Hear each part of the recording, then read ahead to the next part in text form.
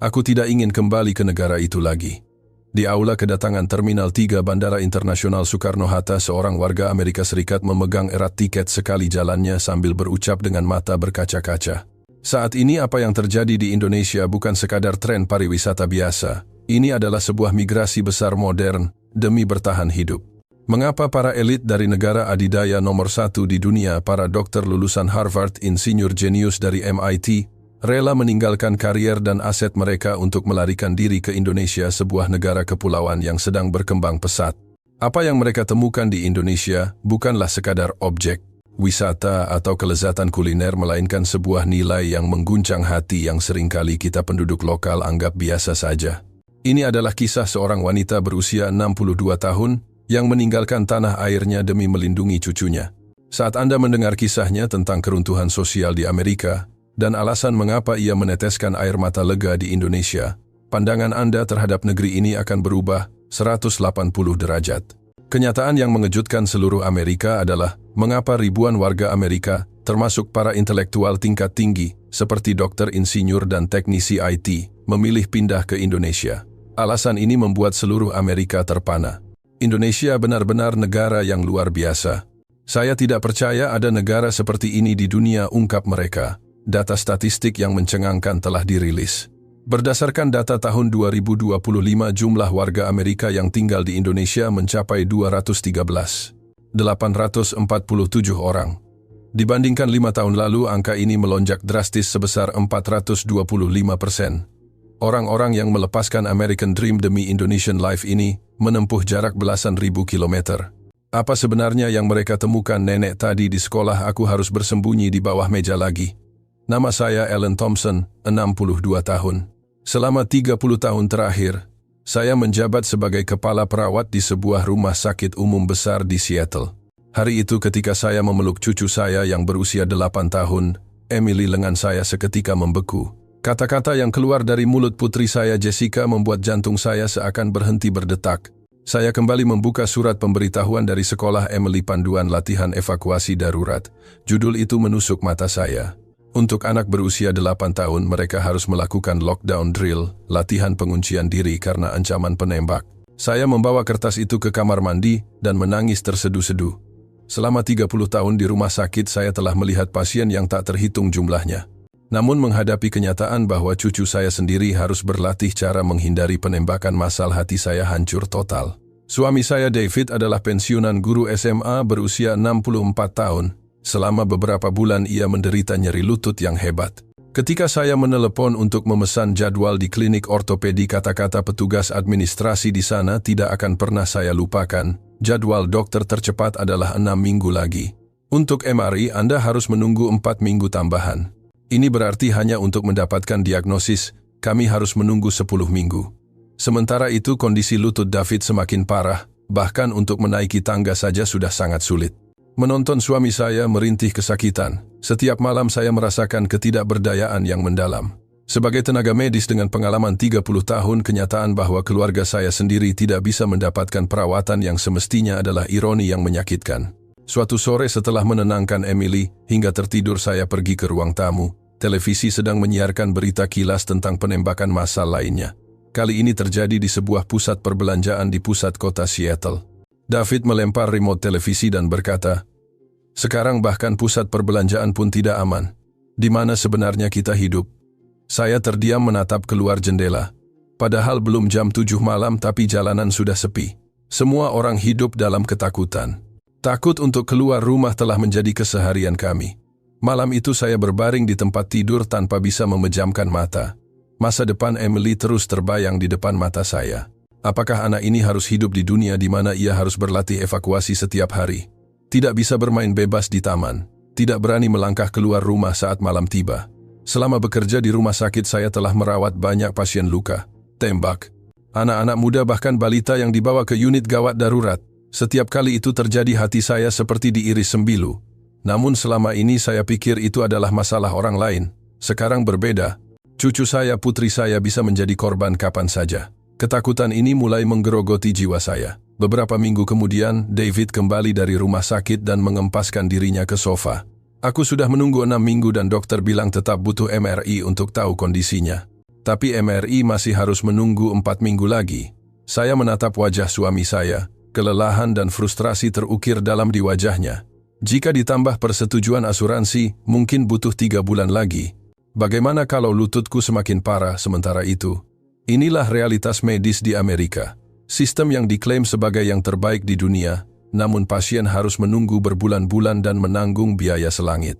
Saya bekerja di sistem ini selama 30 tahun, tetapi ketika keluarga saya sendiri menjadi pasien, saya melihat betapa nyata kontradiksi ini. Suatu dini hari sekitar jam 2 pagi ponsel saya berbunyi. Itu Jessica. Mama, ada penembakan di dekat lingkungan kita. Emily takut sekali dan terus menangis. Saya segera berpakaian dan berlari ke rumah putri saya. Emily gemetar di pelukan ibunya, sementara Jessica berjaga di dekat jendela dengan waspada. Suara sirene polisi memenuhi malam itu. Malam itu juga sambil memeluk Emily saya membulatkan tekad. Saya tidak bisa membiarkan anak ini mewarisi kehidupan seperti ini. Saya bersumpah akan menemukan tempat yang lebih baik. Tapi kemana meninggalkan Amerika, berarti melepaskan akar kehidupan yang sudah dijalani seumur hidup. Di hari-hari yang penuh kecemasan itu saya menerima panggilan video dari keponakan saya Jason. "Bibi, maukah?" Bibi datang ke Jakarta untuk istirahat selama sekitar 3 minggu. Saran Jason terasa sangat mendadak. Jason adalah seorang konsultan yang baru 6 bulan bekerja untuk sebuah proyek di Jakarta. Di layar ponsel Jason terlihat segar dengan latar belakang pemandangan malam Jakarta yang gemerlap. "Indonesia terlalu jauh, Jason. Dan bahasanya juga kami tidak mengerti." Saya ragu. Seumur hidup saya tinggal di Seattle, tidak pernah terpikir untuk pindah ke Asia. Jason tersenyum. "Bibi, rumah sakit di sini punya staf internasional dan penerjemah. Dan lutut paman. Di sini dalam 1 minggu semua bisa selesai dari diagnosis sampai perawatan." 1 minggu saya menatap layar dengan wajah tidak percaya. Ya benar, ayah kolega saya juga menjalani operasi lutut. Pagi MRI besoknya rencana perawatan keluar. Biayanya mungkin hanya 1/10 dari biaya di Amerika. David menyela dari samping 1/10. Mana mungkin paman, sistem medis di sini sangat berbeda. Waktu tunggu singkat, biaya masuk akal, dan yang paling penting, Jason berhenti sejenak dengan ekspresi serius di sini. "Meskipun malam hari kalian bisa berjalan-jalan bebas kemana saja. Masalah senjata api di sini sama sekali tidak ada." Kata-kata itu membuat jantung saya berdegup kencang. Benarkah ya? Tahun lalu hampir tidak ada kasus penembakan sembarangan di kota besar. Jam 11 malam, masih banyak nenek-nenek yang berjalan santai di taman. Wanita juga berani naik transportasi umum sendirian. Saya tidak percaya apa yang saya dengar. Berjalan bebas di malam hari tanpa rasa takut. Kalimat itu sudah lama tidak saya dengar. David menggenggam tangan saya. "Ayo kita pergi sekali saja. Setidaknya lututku harus diobati." Saya masih ragu, tapi saat itu Emily yang sedang bermain di ruang tamu tiba-tiba menangis karena suara berita penembakan di TV lagi. Melihat cucu saya yang masih kecil ketakutan, hanya karena suara berita saya membulatkan tekad. "Jason, tolong carikan tiket untuk kami." Beberapa hari kemudian kami merapikan koper. Meski rencana awalnya hanya 3 minggu, dalam hati saya berpikir mungkin kami akan tinggal lebih lama. Pengobatan lutut David memang penting, tapi yang lebih penting adalah saya ingin bernapas lega di tempat yang aman. Jessica mengantar kami ke bandara sambil memeluk Emily. "Ma, kalau di sana bagus, bisakah kami menyusul?" Mata Jessica penuh permohonan. "Mama akan lihat dulu di sana," kata saya sambil memeluknya erat. Jika Indonesia benar-benar tempat yang aman, saya berencana memboyong mereka juga. Melalui pemeriksaan keamanan bandara di Amerika, saya kembali merasakan realitas pahit. Polisi bersenjata lengkap, pemeriksaan ketat, wajah-wajah orang yang tegang. Bandara pun terasa seperti medan perang. Penerbangan 14 jam itu melelahkan, tapi perasaan saya sangat tenang. Saya menatap awan di luar jendela berpikir, benarkah ada tempat di mana kita tidak perlu khawatir soal senjata? Benarkah ada tempat di mana kita bisa berjalan santai di malam hari, ketika pesawat mendarat di Bandara Soekarno-Hatta jam 10 malam? Jason sudah menunggu sambil melambai riang. "Bibi, paman, selamat datang di Indonesia." Keluar dari bandara, hal pertama yang saya rasakan adalah perbedaan udara. Ada sesuatu yang berbeda. Ketegangan yang biasa saya rasakan hilang. Ekspresi orang-orang di sini sangat santai. Tidak ada yang tampak waspada secara berlebihan. "Kita naik kereta bandara Railing saja ya, atau kalau barangnya banyak kita naik taksi online," kata Jason. "Sekarang jam 10 malam kita mau naik transportasi umum?" tanya saya terkejut. "Ya, kenapa? Kereta dan bus masih beroperasi dan sangat aman." Di Amerika, naik transportasi umum jam 10 malam seringkali terasa seperti bunuh diri. Tapi Jason mengatakannya dengan sangat alami. Saat menuruni eskalator stasiun, saya melihat sekeliling. Ada mahasiswa pekerja kantor, juga pasangan lansia seperti kami. Wajah semua orang tenang. Ada yang asyik dengan ponselnya, ada yang berbincang. Tidak ada yang merasa terancam. Di dalam gerbong kereta yang bersih dan terang, saya merasakan rasa aman yang luar biasa. Saya menggenggam tangan David. Sayang, aneh sekali. Aku sama sekali tidak merasa takut. David mengangguk setuju. Saya melihat seorang ibu tua mungkin berusia 70 tahun lebih membawa tas belanja sendirian di kereta lewat jam 10 malam. Di Seattle hal ini mustahil terjadi. Melewati jalanan Jakarta, pemandangan malam yang terang benderang membuat saya terpaku. Di tepi jalan orang-orang masih duduk-duduk di kedai kopi, ada yang bersepeda. Padahal sudah hampir jam 11 malam. Apa mereka tidak dalam bahaya? Tanya saya. Jason tertawa. Bahaya apa? Di sini ini adalah keseharian. Bahkan banyak orang baru mulai berolahraga atau mencari makan tengah malam. Kami tiba di apartemen yang disiapkan Jason di kawasan Jakarta Selatan. Dari jendela lantai 30 lampu-lampu kota terlihat damai. Istirahatlah, aku sudah buat janji dokter besok pagi untuk paman, kata Jason. Malam itu saya tidur dengan sangat nyenyak. Tanpa kecemasan, tanpa ketakutan. Untuk pertama kalinya dalam waktu lama saya merasa aman. Di sini meski jendela dibuka, suara yang terdengar bukanlah tembakan, melainkan suara kehidupan kota yang tenang. Keesokan paginya jam 9, Jason membawa kami ke sebuah rumah sakit internasional di kawasan pusat. Masuk ke lobi, saya terpana. Fasilitasnya sangat modern dan bersih. Petugas di bagian administrasi menyapa kami dengan bahasa Inggris yang lancar. Tuan Thompson dan Nyonya Mari, asisten medis kami, akan mendampingi. Hanya dalam beberapa menit seorang asisten medis bernama Sari menyapa kami. Halo, saya Sari. Mari saya antar ke ruangan dokter. Saya masih tidak percaya, janji temu yang di Amerika butuh berminggu-minggu di sini, bisa didapatkan dalam sehari. Di ruang tunggu ada banyak pasien dari berbagai negara Eropa, Asia, dan banyak juga orang barat lainnya. Banyak juga ya pasien asing di sini, kata saya pada Sari. Sari tersenyum. Benar, Nyonya. Terutama beberapa tahun terakhir kunjungan medis dari luar negeri khususnya Amerika meningkat drastis. Karena standar medis kami tinggi dan biayanya transparan. Kami bertemu dengan Dr. Gunawan, spesialis ortopedi. Beliau memeriksa lutut David dengan sangat teliti. Sepertinya butuh MRI untuk melihat kondisi pastinya. Jika Anda bersedia, kita bisa lakukan MRI sekarang juga. Sekarang hari ini, tanya David terkejut. Ya, 1 jam lagi jadwalnya kosong. Sambil menunggu Anda bisa menyelesaikan administrasi. Saya hampir tidak percaya. Di Seattle harus menunggu 4 minggu, di sini hanya menunggu 1 jam. Setelah MRI selesai, hasilnya keluar segera setelah jam makan siang. Ada kerusakan meniskus dan gejala awal radang sendi. Untungnya belum perlu operasi. Saya sarankan terapi suntik sel punca stem cell, jelas Dr. Gunawan, sambil menunjukkan hasil citra MRI. Sebagai perawat saya tahu terapi ini canggih. Berapa biayanya, tanya saya hati-hati. Total untuk MRI dan suntik terapi pertama sekitar 35 juta rupiah, kata Sari setelah menghitung, atau sekitar $2.300 AS. David dan saya saling berpandangan. Di Seattle, meskipun punya asuransi, biaya ini bisa mencapai $8.000. Tanpa asuransi, bisa lebih dari $15.000. Apa ada biaya tambahan tersembunyi, tanya saya. Tidak, ini sudah mencakup semuanya. Prinsip kami adalah transparansi biaya. Keluar dari rumah sakit, David berkata, kejadian beberapa jam ini seperti mimpi. Apa ini nyata? Saya merasakan hal yang sama. Apa yang butuh 6 bulan di Amerika selesai dalam setengah hari di Indonesia. Sore harinya Jason membawa kami ke sebuah tempat bernama Pusat Pemberdayaan Lansia di Kebayoran. Gedung ini didesain khusus untuk warga senior. Ada kafe, ruang olahraga, ruang kelas, dan layanan konsultasi kesehatan. Saya berkeliling dan melihat para lansia sedang belajar menggunakan tablet digital di satu kelas. Di kelas lain mereka sedang bercakap-cakap dalam bahasa Inggris. Ada juga kelas menari dan melukis. Berapa biaya kursusnya? Sangat murah, bahkan banyak yang gratis, karena disubsidi pemerintah daerah dan komunitas, jawab Sari yang ikut mendampingi. Di sana saya bertemu dengan seorang wanita Amerika bernama Carol, 68 tahun. Kalian dari Amerika, tanyanya ramah. Ya, dari Seattle. Saya pindah dari San Francisco 3 tahun lalu.